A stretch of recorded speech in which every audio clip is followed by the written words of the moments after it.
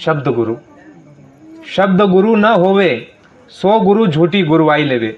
यानी जो शब्द गुरु नहीं है, यानी कि जिसके पास शब्द का भेद नहीं है, शब्द का मार्ग नहीं है, शब्द की साधना नहीं है, शब्द भेदी गुरु नहीं है, उनके अलावा जितने भी गुरु अपने आप को कहते हैं वो झूठी गुरुवाई ले रहे हैं, झूठी गुरु। तो स्वामी जी महाराज ने क्या कहा उनके लिए जो झूठी गुरुवाई ले रहे हैं? कहा कि अंधा गुरु बहरा चेला होई नरक में ठेलम ठेला। गुरु भी अंधा है और चेला भी अंधा है, और दोनों नरक का ठेलम ठेला होगा, वहां दोनों का ठेला लगेगा। और जब नरकों से दोनों को निकाला जाएगा तो शिष्य बने हैं चींटी और गुरु बने अजगर, और वही चींटी बन करके शिष्य जो है उस अजगर को ऐसे काटेगी और कहेगी कि हमको मुक्ति दो, मुक्ति दो। और वही सांप अजगर कहेगा अरे भाई मैं खुद जाल में फंसा हूं, 84 में हूं, तो तुमको मुक्ति कहां से? इतने बड़े भाग्यशाली है हम। अन्य जगह में कहा गया है, रामायण में कहा गया है, गुरु वही जो शब्द सने ही, शब्द बिना दूसर नाही से ही। यानी गुरु वही है, गुरु उसी को मानना जो शब्द सने ही है, यानी जो शब्द के संग हो चुका है, जो शब्द में मिल चुका है, जो मालिक में मिल चुका है, उसी गुरु को मानना और उसी गुरु के पास जाना, और उसी गुरु की महिमा है। सभी धर्म शास्त्रों में उसी गुरु की महिमा है कि गुरु गुरु में भेद है, गुरु गुरु में भाव, उस गुरु नित बंदिए शब्द बतावे डार।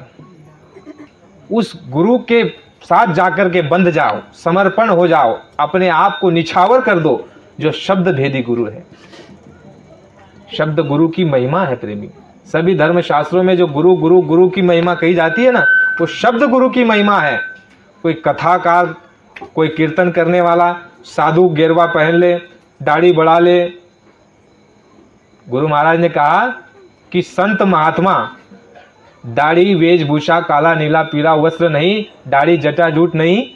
बाबा जी ने कहा संत महात्मा वो अलौकिक शक्ति है जो उस मालिक से जुड़ी हुई है, और वह मालिक उनमें बैठ करके बोलता है।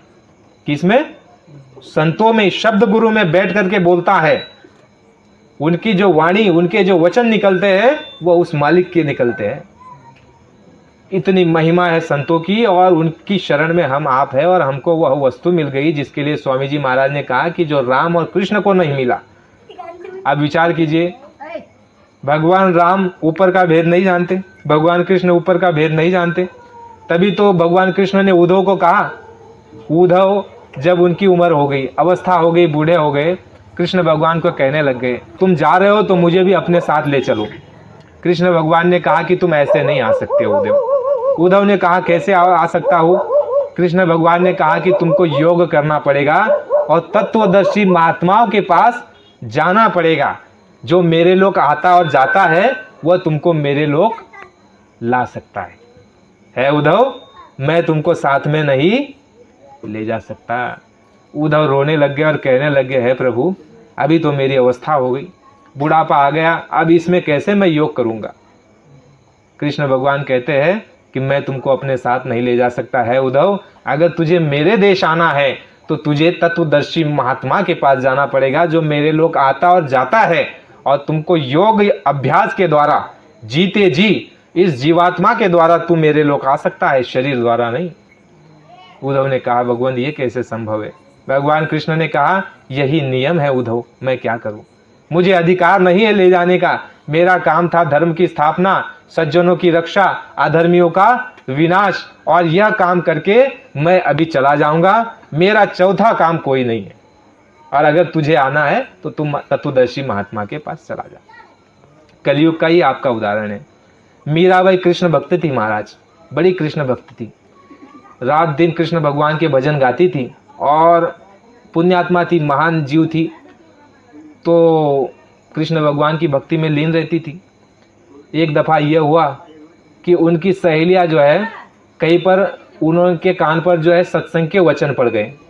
सत्संग के वचन ऐसे पड़ गए, सहेलियां और मीरा जी कहीं जा रहे थे तो कान पर सत्संग के ऐसे वचन पड़ गए कि महात्मा जी ने बताया कि भाई भगवान कृष्ण से ऊपर भी कोई शक्ति है। बस यही शब्द जो है उसके कान पर पड़ गया कि भगवान कृष्ण के ऊपर भी कोई शक्तियां है। मीरा जी